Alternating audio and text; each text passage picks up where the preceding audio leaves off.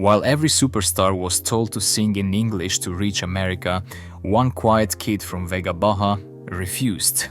Bagging groceries by day, uploading Spanish tracks by night, Bad Bunny built a global movement without ever switching languages.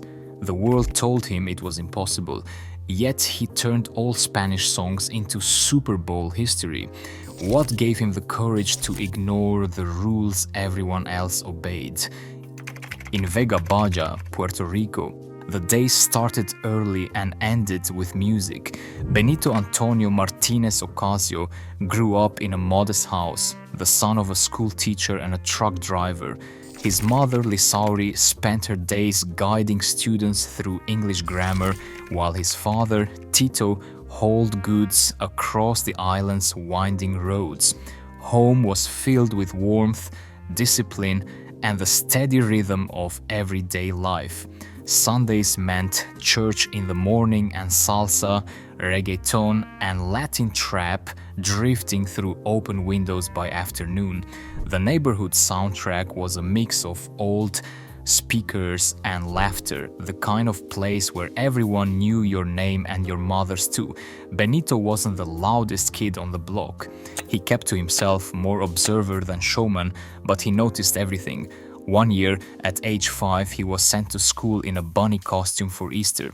Instead of smiling for the camera, he scowled, arms crossed, eyes fierce. That photo became a family legend and the nickname stuck, Bad Bunny. Even then, he refused to fake a smile just because someone asked. Every evening, as the sun dipped behind the palm trees, the sounds of the street mixed with his own experiments, tapping beats on the table, humming new melodies, writing lyrics in the margins of homework.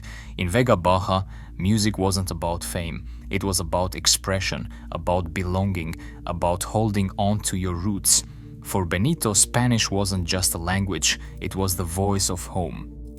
After school, while friends hung out or played basketball, Benito clocked in at the local grocery store. He stacked cans, bagged groceries, swept floors, quiet, steady, always thinking about the next song. Most nights, he would walk home, grab a cheap microphone from his bedroom shelf and start recording. The setup was bare bones. A laptop, free software, headphones held together with tape, but every track mattered.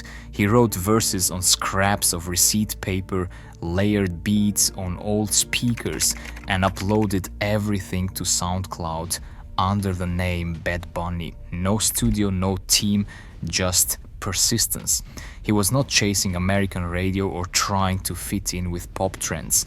Every lyric, every hook, every slang word was pure Puerto Rico. As the uploads piled up, something started to happen. In April 2016, a track called Dials caught fire online. Local producers like DJ Luya noticed the raw sound and the refusal to water down his Spanish. They reached out asking for studio sessions, not because he was trying to cross over, but because he sounded different. Around him, people whispered that if he wanted to go bigger, he should switch to English. Benito did not flinch. He doubled down on his roots, made Spanish his line in the sand, and kept recording the way he always had. The risk was real. No promises, no guarantees, just a bet that his voice in his language was enough. Spotify's global playlists did not care about language. Bad Bunny's tracks landed on Viva Latino and Rap Caviar, and suddenly the sound of Vega Baja was in headphones from Madrid to Tokyo. YouTube's algorithm picked up the momentum, pushing his videos into trending charts across continents. By 2020, he was the most streamed artist worldwide.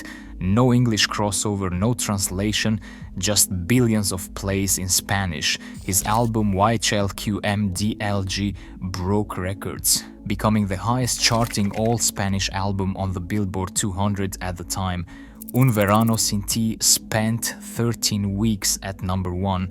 Stadium tours sold out in minutes. His Coachella headline drew crowds that sang every lyric back, word for word, in Spanish. The Grammys took notice. By 2026, Bad Bunny's album became the first Spanish-language record nominated for Album of the Year. Each milestone raised the bar. Every new release brought pressure to innovate, to experiment, to keep the world's attention without ever switching languages. The numbers left no room for doubt.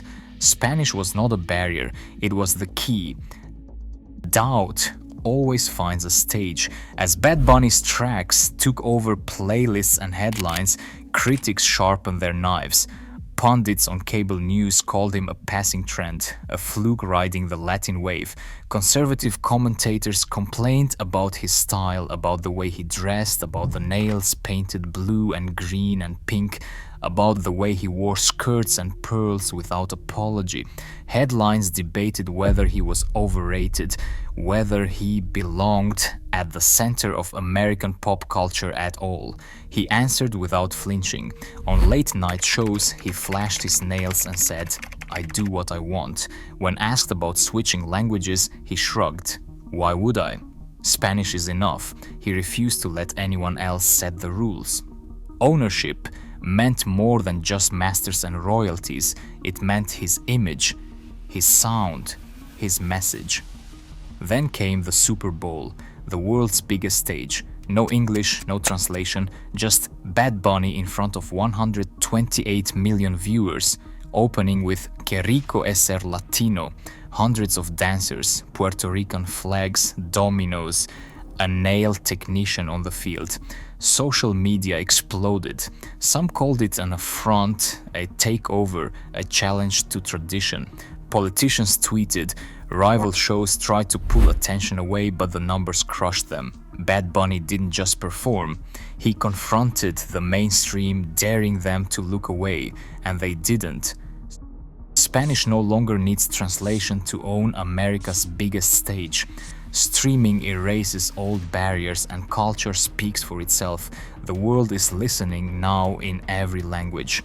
Tell me your thoughts below.